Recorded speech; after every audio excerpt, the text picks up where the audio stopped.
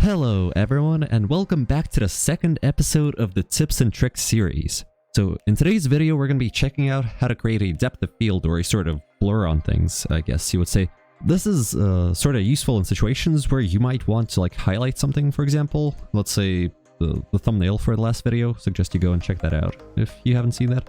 But there I added it to the background to sort of highlight the name tag and the person, you know, give it an emphasis. But yeah, this is going to be a very simple thing actually. So without further ado, let's begin. So first of all, let's actually check out where the settings are for this. Let's start off and see where we'll actually be working. So if you click over on the camera on the little frame over here, we can actually go into the object data properties below and click over here. And you'll see something like this, something similar, and you'll see depth of field. So you might click over onto this and you might be wondering, why not just like enable it, you know? How simple, how hard can that be?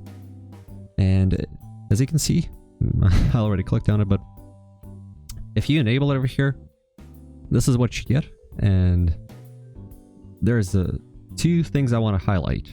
So the distance and the f-stop. So the distance, you can sort of use it for static shots. This would be a good way to, I guess, set it and then not be able to change it that easily. So basically you're gonna be stuck with that. But yeah, distance meter, it sort of helps you. You can kind of set it to where you want the blur to be, which, oh, hold on, which is around somewhere 3.7 in my case. But yeah, overall you can see it's going to be a very difficult thing to control and to, you know, change around values all the time. It's not something we want to do. So we'll be looking at that later on and how to automize that. But then we have the second setting over here, the f-stop. And this is the thing that sort of controls the blur of the background, or the blur overall. So if you really want to like put an emphasis on something, I guess, and set it to a very blurry background, you would just drop it. And as you can see, it blurs all the stuff. It even kind of blurs the area. So it's not very useful.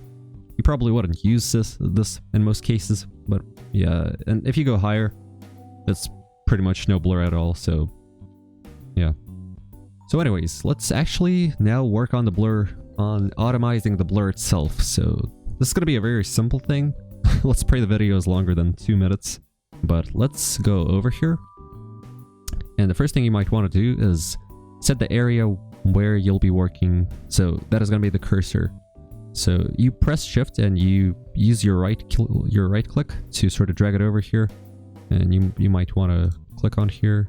And as you can see, it's going to be set somewhere. And now shift A and go over here into the empty option and create plane axis. So yeah, as with the name tags, we create that thing with the graph over here, and it's already set to the face or where you wanted the blur to be.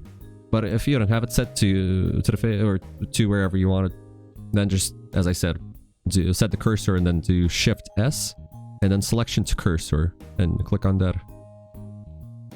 And it's gonna set it to the cursor, if you have the graph selected, of course. But okay, now that we got that out of the way, let's actually start on working with the blur. So let's just name it. So we have it selected.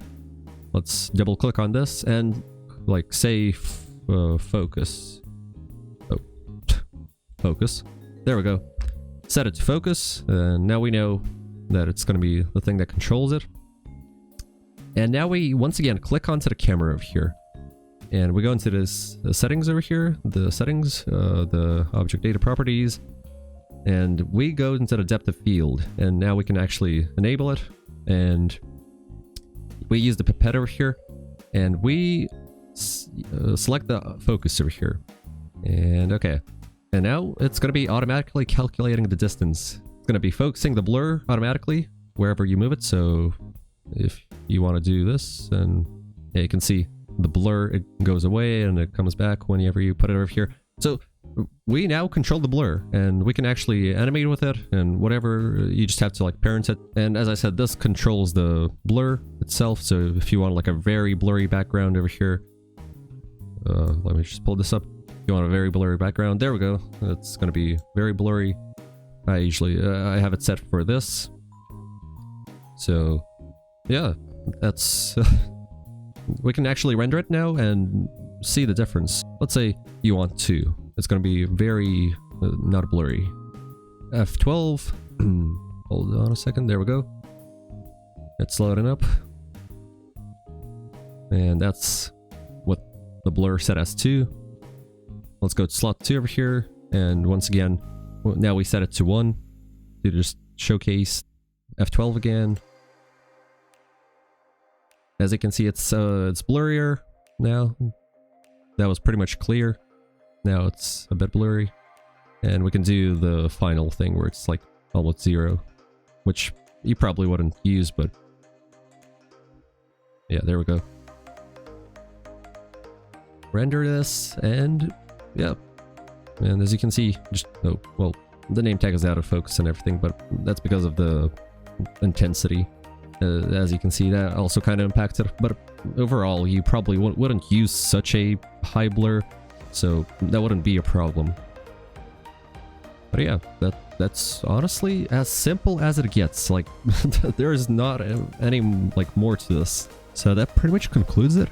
Make sure to like, sub, do all that good stuff, and stay tuned for the 3rd episode.